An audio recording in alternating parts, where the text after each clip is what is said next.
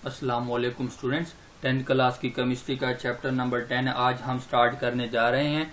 इस chapter number 10 में जो हम केमिकल कंपाउंड्स को पढ़ेंगे, जो अहम ग्रुप्स को पढ़ेंगे, उनमें जितने भी ऑर्गेनिक और इनऑर्गेनिक कंपाउंड्स हैं वो सारे के सारे मोस्टली इन्हीं 3 केमिकल क्लासेस में आ जाते हैं। उसमें जो सबसे एक अहम क्लास है वो एसिड्स है और इसके बिल्कुल अपोजिट जो क्लास है वो बेस है। इन दोनों के मिलने से जो नई चीज बनती है हम उसको सॉल्ट कहते हैं। चैप्टर नंबर 10 का आज हमारा पहला लेक्चर है और इस पहले लेक्चर में हम इंट्रोडक्शंस को देखेंगे। मैंने बताया कि जितने भी आप ऑर्गेनिक कंपाउंड्स ले लें या फिर आप इनऑर्गेनिक कंपाउंड्स की बात करते हैं तो यही सारे ऑर्गेनिक और inorganic compound mostly in 3 main classes में आ जाते हैं। उसमें जो एक अहम क्लास है वो एसिड है। उसके बाद क्या है, बेस, जो बिल्कुल इसके अपोजिट प्रॉपर्टी रखते हैं। एसिड्स और बेस के मिलने से जो नई चीज बनती है हम उसको सॉल्ट कहते हैं। तो एसिड्स, बेसेस, सॉल्ट, इन जैसे कंपाउंड्स का जब इनकी हम जिक्र करते हैं और इसके साथ साथ जब हम केमिस्ट्री की बात करते हैं तो केमिस्ट्री में जब हम मुस्लिम केमिस्ट की जिक्र ना करें तो ऐसा हो नहीं सकता। जितनी भी साइंस है, जो साइंस यहाँ तक जो भी उलूम है, जितने भी उलूम यहाँ तक हमारे पास पहुंचे हैं ये हमारे पैगंबरों की वजह से हैं, अंबिया की वजह से हैं और मासूमीन अलैहिस्सलाम की वजह से है, हमारे इमामों की वजह से है। लोगों ने इनसे सीखा है, इनके शागिर्द थे, उन्होंने जब इनसे सीखने के बाद इसको इस्तेमाल करना शुरू किया तो ये पूरी दुनिया में फैल गई। ये मुसलमान फैलने के बाद इन्होंने सारे उलूम को जो इमामों से सीखा था, जो पैगंबरों से सीखा था, जो अंबिया से सीखा था, पूरी दुनिया में इस सारे उलूम को फैला दिया है। और फैलने के बाद आज जो हमें ये सारी चीजें मिल रही हैं ये इन्हीं लोगों की बदौलत है जिन्होंने इमामों से सीखा, पैगंबरों से सीखा, अंबिया से सीखा। और केमिस्ट्री में भी हम देखते हैं ऐसे बहुत से केमिस्ट हैं जिन्होंने केमिस्ट्री की बुनियाद रखी, केमिस्ट्री को जो तरक्की दी है और केमिस्ट्री की जो बुनियाद रखी है वो इन्हीं मुस्लिम केमिस्ट की वजह से है। इनमें सबसे अहम जो मशहूर मुस्लिम केमिस्ट है वो जाबर बिन हयान है। जाबर बिन हयान जो कि हजरत इमाम जाफर सादिक अलैहिस्सलाम के शागिर्द थे। जाबर बिन हयान ने हजरत इमाम जाफर सादिक अलैहिस्सलाम से ही केमिस्ट्री सीखी है और ये उनके शागिर्द रहे हैं। जाबर बिन हयान जो हजरत इमाम जाफर सादिक अलैहिस्सलाम के शागिर्द थे, इन्होंने हजरत इमाम जाफर सादिक अलैहिस्सलाम से सीखा और सीखने के बाद इतनी तरक्की इनको मिल गई और इतनी शोहरत इनको मिल गई कि जो कुछ भी आज ये इनका नाम लिया जाता है ये इमाम जाफर सादिक अलैहिस्सलाम की बदौलत ही है। और इन्होंने केमिस्ट्री को ही तरक्की दी, केमिस्ट्री की बुनियाद भी इन जैसे केमिस्ट्री ने रखी है। और जब हम जाबर बिन हयान की बात करते हैं तो जाबर बिन हयान ने केमिस्ट्री में हमें बहुत अहम इम्पोर्टेंट केमिकल्स दिए हैं जिनमें सबसे ज्यादा इस्तेमाल होने वाले केमिकल हैं ये जाबर बिन हयान ने बना के दिए हैं। और ये किस वजह से ये इतने जो मशहूर हो गए थे, ये किस वजह से हो गए थे, क्योंकि इन्होंने ये इल्म किससे सीखा था, इमाम जाफर सादिक अलैहिस्सलाम से सीखा था। और सीखने के बाद इसको इस्तेमाल करना शुरू किया, इसको अप्लाई करना शुरू किया और अप्लाई करने के बाद ये इस काबिल हो गए कि इन्होंने एक ब्रांच की बुनियाद रखी। और वो ब्रांच कौन सी है, केमिस्ट्री है, जो इन जैसे लोगों की बदौलत है, इन जैसे शागिर्दों की बदौलत है। अब जब हम जाबर बिन हयान को देखते हैं कि इन्होंने क्या कंट्रीब्यूशंस की है तो बहुत ही इम्पोर्टेंट जो केमिकल है नाइट्रिक एसिड है। आप इनकी अहमियत को इग्नोर नहीं कर सकते। केमिस्ट्री में HCl है, इसी तरह H2SO4 है। तो सबसे पहले ये इन्हीं ने प्रिपेयर किया था ये तीनों केमिकल, ये तीनों ही एसिड्स कहलाते हैं और ये तीनों बहुत ही ज्यादा अहमियत के हामिल है। पूरी केमिस्ट्री इन्हीं के ऊपर बेस करती है। कोई ऐसा रिएक्शन नहीं है, कोई ऐसा प्रोसेस नहीं है जिसमें ये इस्तेमाल ना होते हों। सबसे ज्यादा इस्तेमाल होने वाला जो केमिकल है वो सल्फ्यूरिक एसिड है, जिसको हम किंग ऑफ केमिकल्स कहते हैं। इसको हम किंग ऑफ केमिकल इसलिए कहते हैं क्योंकि सबसे ज्यादा इस्तेमाल होने वाला केमिकल यही है। आप लैब में प्रैक्टिकल्स करेंगे, आप कोई एक्सपेरिमेंट वगैरह करेंगे तो सबसे ज्यादा वास्ता आपको इसी सल्फ्यूरिक एसिड्स के साथ पड़ेगा। इस वजह से हम इसको किंग ऑफ केमिकल्स कहते हैं। 50% से ज्यादा यूज आपको इसी सल्फ्यूरिक एसिड्स के मिलेंगे। इस वजह से ये किंग ऑफ केमिकल्स कहलाता है। हमने एसिड्स बेसिस की इंट्रोडक्शंस की बात कर रहे हैं तो 1787 में लिवाइजे ने इंट्रोड्यूस करवाया एसिड्स को। इन्होंने कहा 1787 की बात हो रही है। 1787 में लिवाइजे ने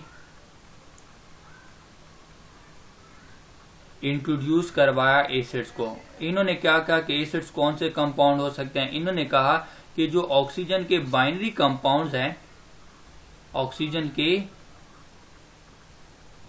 बाइनरी कंपाउंड्स है, उनकी नेचर एसिडिक होती है।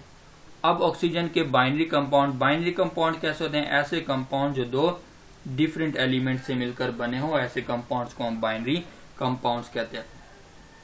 मिसाल के तौर पर कार्बन डाइऑक्साइड है, इसी तरह सल्फर डाइऑक्साइड है। ये कार्बन और एक ऑक्सीजन है, यानी दो डिफरेंट एलिमेंट कौन से? कार्बन है इसके अंदर और ऑक्सीजन है, इसके अंदर सल्फर और ऑक्सीजन है। इस वजह से हम इसको क्या कहते हैं? बाइनरी कंपाउंड कहते हैं। और ऑक्सीजन भी इनके अंदर कितने हैं? 2 हैं, और इनके अंदर भी कितने हैं? 2 हैं। तो इन्होंने कहा कि जो ऑक्सीजन के बाइनरी कंपाउंड है वो एसिडिक कहलाते हैं। एसिडिक क्यों कहलाते हैं? इन्होंने इन बाइनरी कंपाउंड्स को, ऑक्सीजन के बाइनरी कंपाउंड्स को, कार्बन डाइऑक्साइड को मिसाल के तौर पर और सल्फर डाइऑक्साइड को जब पानी में डिसॉल्व किया तो पानी का जो एक्वस सोल्यूशन था, जो कार्बन डाइऑक्साइड का या सल्फर डाइऑक्साइड का जो एक्वस सोल्यूशन था, उनकी नेचर क्या थी? एसिडिक हो गई थी। उन्होंने जब कार्बन डाइऑक्साइड को पानी में डिसॉल्व किया तो इनके मिलने से क्या बना? H2CO3 एक वीक एसिड बना, कार्बोनिक एसिड, जिसकी वजह से पानी क्या हुआ? एसिडिक हो गया, सोल्यूशन एसिडिक हुआ। इसी तरह उन्होंने SO2 को पानी में डिसॉल्व किया और इससे इनको सल्फ्यूरस एसिड मिला, H2SO3। इसको हम सल्फ्यूरस एसिड कहते हैं। ये क्या कहलाता है? सल्फ्यूरस एसिड है। और अगर H2SO4 हो तो वो क्या कहलाता है? सल्फ्यूरिक एसिड्स कहलाता है। ये सल्फ्यूरिक एसिड्स कहलाता है। ये याद रखने हैं।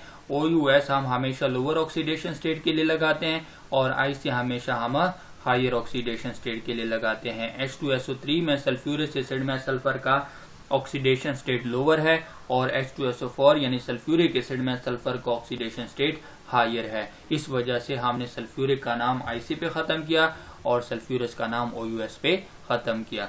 तो ये दोनों जब हमने पानी में डिसॉल्व किए तो दोनों ने अपने रिस्पेक्टिव एसिड बना लिए पानी के अंदर। तो इस वजह से जो एक्वस सॉल्यूशन था वो इनको क्या मिला? एसिडिक मिला। और इस वजह से इन्होंने कहा कि जो बाइनरी कंपाउंड्स होते हैं ऑक्सीजन के, वो क्या होते हैं? एसिडिक होते हैं। और फिर इन्होंने इससे ये कंक्लूजन निकाला, उन्होंने कहा कि जो ऑक्सीजन एसिडिक के लिए, एसिडिक कंपाउंड वो कंपाउंड होंगे जिसमें ऑक्सीजन लाजमी मौजूद होगा। तो उन्होंने ऑक्सीजन को लाजमी करार दिया एसिड के लिए। ऑक्सीजन एक अहम एलिमेंट करार दिया, कंपोनेंट करार दिया कि ये हर एसिड में मौजूद होता है। इसी कॉन्सेप्ट को लेके 1815 में सर हम्फ्री डेवी ने ये साबित कर दिया। 1815 में सर हम्फ्री डेवी ने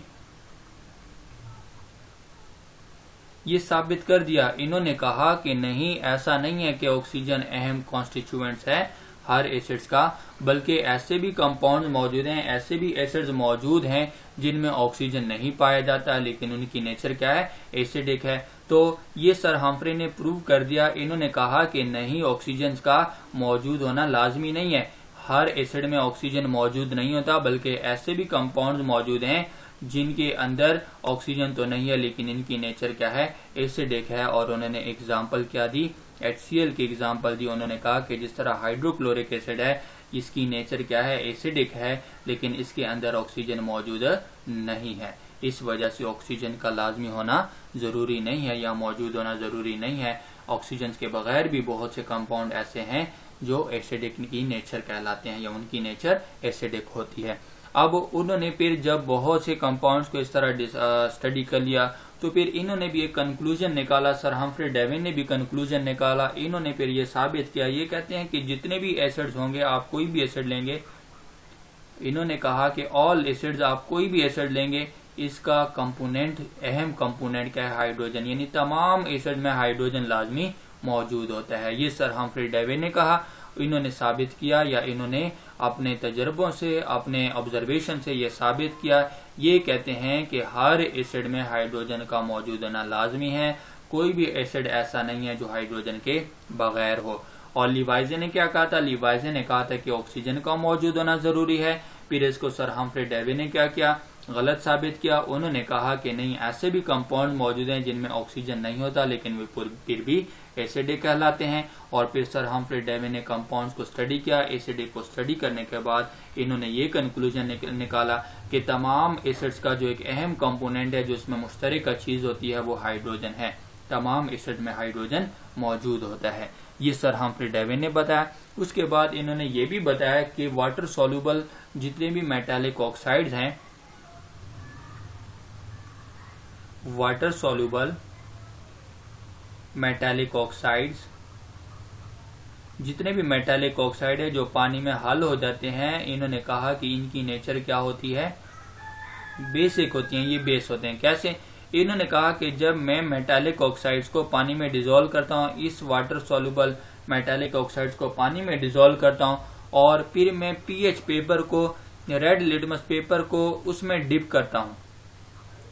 उन्होंने रेड लिटमस पेपर को जब इसमें डिप किया, इस सोल्यूशन में, मेटालिक ऑक्साइड के सोल्यूशन में, तो उन्होंने देखा कि ये रेड लिटमस पेपर का कलर फौरन क्या हो गया, ब्लू में चेंज हुआ। अब ब्लू में कलर आ गया उसका, तो इससे साबित हुआ कि ये रेड लिटमस पेपर का कलर जहां पे भी या किसी कंपाउंड में भी, किसी सॉल्यूशन में भी ब्लू हो जाए, ये असल में किसकी कैरेक्टरिस्टिक्स है, बेस की कैरेक्टरिस्टिक्स है। तो इससे इन्होंने साबित किया कि मेटालिक ऑक्साइड जो वाटर सॉल्युबल होते हैं वो नेचर में क्या होते हैं, बेसिक होते हैं। अब कैसे साबित किया, एक और यहाँ पे मैं आपको बताता चलूं। बेस का जो बी है, इससे आप लोगों ने याद रखना है लिटमस पेपर का कलर क्या होता है, ब्लू, और एसिड का जो डी है और रेड का जो डी है, इससे याद रखना है कि एसिड्स का कलर क्या होता है, लिटमस पेपर का कलर एसिड में रेड होता है और बेस में लिटमस पेपर का कलर क्या होता है, या लिटमस सॉल्यूशंस का, वो ब्लू होता है। इससे आप लोगों ने ये याद रखना है। अच्छा, हम अब बात कर रहे थे मेटालिक ऑक्साइड की। तो अगर हम एग्जांपल्स के तौर पर देखें कि पानी में डिसॉल्व करने पर मेटालिक ऑक्साइड के साथ होता क्या है, तो फर्ज करो कि हमने एक मेटालिक ऑक्साइड लिया Na2O और इसको पानी में डिसॉल्व किया H2O में,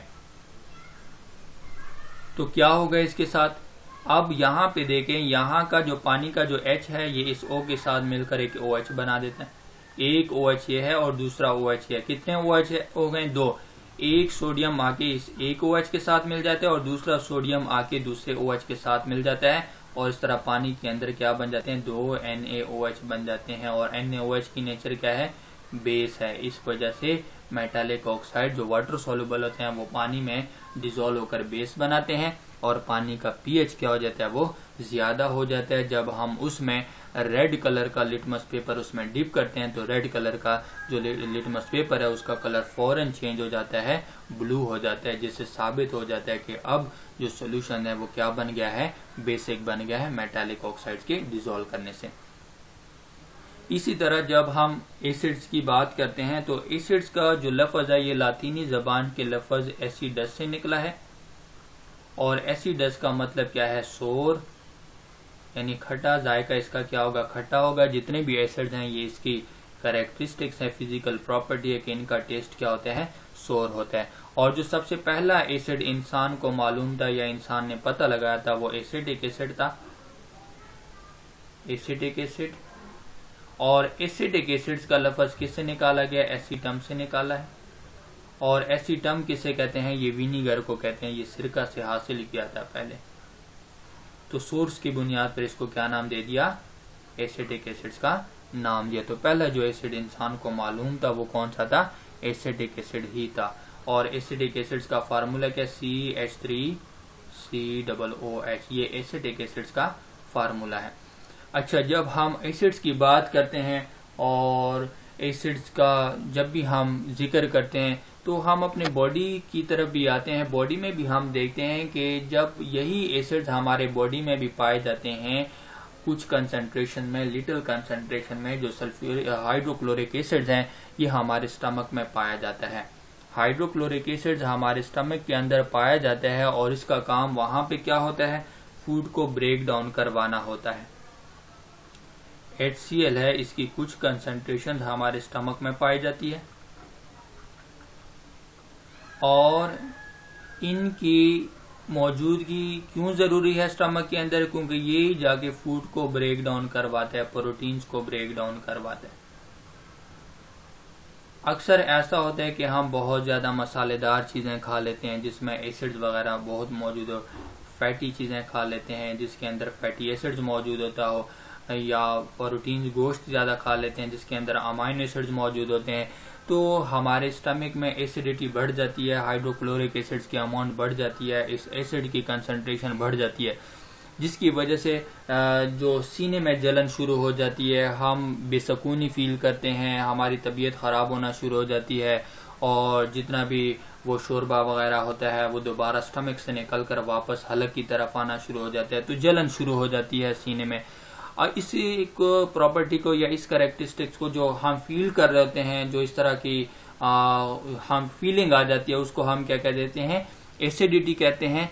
यानी तेजाबियत बढ़ जाती है हमारे स्टमक में, हमारे सीने में, हमारे बॉडी में इस एसिड्स की कंसंट्रेशन बढ़ जाती है, जिसकी वजह से तेजाबियत बढ़ जाती है और तभी हम जलन फील करते हैं। ऐसा अनकंफर्टेबल फीलिंग को फिर हम इजिली ट्रीट कर सकते हैं, इजिली हम इसका इलाज कर सकते हैं। डॉक्टर के पास हम जाते हैं तो डॉक्टर हमें मेडिसिन देता है, और वो मेडिसिन कौन सा होता है? अल्कलीन मेडिसिन होता है। अल्कलीन मेडिसिन कौन सा मेडिसिन होगा? ऐसा मेडिसिन होगा जो इस एसिड्स के इफेक्ट को कम कर देता है। और अल्कलीन हम किसे कहते हैं? बेस को कहते हैं। और एसिड्स का अपोजिट क्या है? बेस। अल्कलीन मेडिसिन हमें दे देते हैं। ये अल्कलीन मेडिसिन, ये अल्कली जाके जो स्टमक में एसिड है उसके साथ रिएक्ट करना शुरू कर देते हैं और क्या बनाते हैं? सॉल्ट बनाना शुरू कर देते हैं, जिससे ये इसको न्यूट्रलाइज कर देता है, इसके इफेक्ट को कम कर देता है, और इस तरह तेजाबियत क्या हो जाती है? खत्म हो जाती है। अब वो कौन सा, किस तरह के कौन से केमिकल हैं, कौन से बेस होते हैं या कौन सी अल्कलीज होती हैं जो हमें दी जाती है एज अ मेडिसिन के तौर पर? तो वो मिल्क ऑफ मैग्नीशिया, जिसको हम मैग्नीशियम हाइड्रोक्साइड्स कहते हैं, एल्यूमिनियम हाइड्रोक्साइड्स कहते हैं, ये वीक बेसिस मौजूद हैं। ये weak bases as a medicine के तौर पर दी जाती हैं। ये जाके स्टमक में जो एसिड मौजूद होता है उसके साथ रिएक्ट करके क्या बना देते हैं? सॉल्ट बना देते हैं और वाटर बना देते हैं, जो न्यूट्रलाइज हो जाते हैं, उसका इफेक्ट कम कर देता है, और एसिडिटी जो होती है स्टमक के अंदर वो कम हो जाती है। अब एग्जाम्पल के तौर पर मैं रिएक्शन करवा देता हूँ। HCl है और इसका रिएक्शन हम किसके साथ करवाते हैं? मैग्नीशियम हाइड्रोक्साइड के साथ। ठीक है, अब जरा रिएक्शंस को देखें कि होता क्या है। आपके पास एक एसिड है और दूसरा आपके पास क्या है? बेस, वीक बेस है। ये मेरे पास एसिड है और ये वाला मेरे पास बेस है। ये दोनों रिएक्ट करते हैं। इसका क्लोरीन पर माइनस चार्ज है, हाइड्रोजन पर प्लस चार्ज है, मैग्नीशियम पर +2 चार्ज है, और एक OH पर -1 है, और 2 पर कितना आ जाएगा? -2। हम कहेंगे कि इसका पॉजिटिव इसके नेगेटिव से मिल जाएगा। मैग्नीशियम किसके साथ मिलेगा? क्लोरीन के साथ। और इसका पॉजिटिव कहाँ पे आ जाएगा? इसके नेगेटिव से मिल जाएगा। तो सिंपल है कि मैग्नीशियम अगर इस क्लोरीन के साथ मिलेगा तो मैग्नीशियम पर कितना चार्ज है? +2। +2 को बैलेंस करने के लिए -1 कितने लगेंगे? अंडरस्टूड है कि अगर हम इसको न्यूट्रल बनाएंगे तो हमें कितने क्लोरीन लगाने पड़ेंगे? 2 क्लोरीन लगाने पड़ेंगे। तो ये बन गया मैग्नीशियम क्लोराइड। यहां से एक H उठकर एक OH के साथ मिल जाएगा और क्या बना देगा? एक H2O बना देगा। यहाँ पे एक OH रहता है और हमने ऑलरेडी यहाँ पे 2 क्लोरीन लगा दिए, तो हमें इस तरफ क्या लगाना पड़ेगा? 2 HCl लगाने पड़ेंगे। दूसरा H यहाँ से उठकर दूसरे OH के साथ मिल जाते हैं और दूसरा H2O बना देता है। तो इनके मिलने से जो प्रोडक्ट बन गए हैं, ये प्रोडक्ट मेरे पास क्या है? सॉल्ट। ये न्यूट्रल सॉल्ट है, और साथ में क्या बना? वाटर। ये भी न्यूट्रल है, और ये दोनों हमें नुकसान नहीं पहुंचाते। ये हमें नुकसान पहुंचा रहा था ज्यादा कंसंट्रेशन में, ये भी हमें नुकसान पहुंचाता है। लेकिन जब ये दोनों मिले, इन दोनों के मिलने से ऐसे कंपाउंड बने जो हमारे लिए फायदेमंद है, हमें नुकसान नहीं पहुंचाते। इस तरह जब स्टमक में एसिडिटी बढ़ जाती है, जो मेडिसिन हमें दी जाती है, जिस तरह मैग्नीशियम हाइड्रोक्साइड है जिसको हम मिल्क ऑफ मैग्नीशिया कहते हैं, एल्यूमिनियम हाइड्रोक्साइड है, ये दोनों वीक बेसिस हैं। ये जाके स्टमक में मौजूद एसिड के साथ रिएक्ट करते हैं, उनको न्यूट्रलाइज करके सॉल्ट और वाटर बना देते हैं और इनका इफेक्ट खत्म कर देते हैं। ये था इंट्रोडक्शन। हमने एसिड्स और बेसिस और सॉल्ट्स के बारे में पढ़ लिया। कुछ आइडिया, कुछ हमने यहाँ पे इंफॉर्मेशन हासिल की है। उम्मीद है आप लोगों को इस लेक्चर की समझ आ गई होगी। हमारे इस लेक्चर को लाइक करें, शेयर करें और हमारे चैनल को भी सब्सक्राइब करें। अपना ख्याल रखिएगा। अल्लाह हाफिज।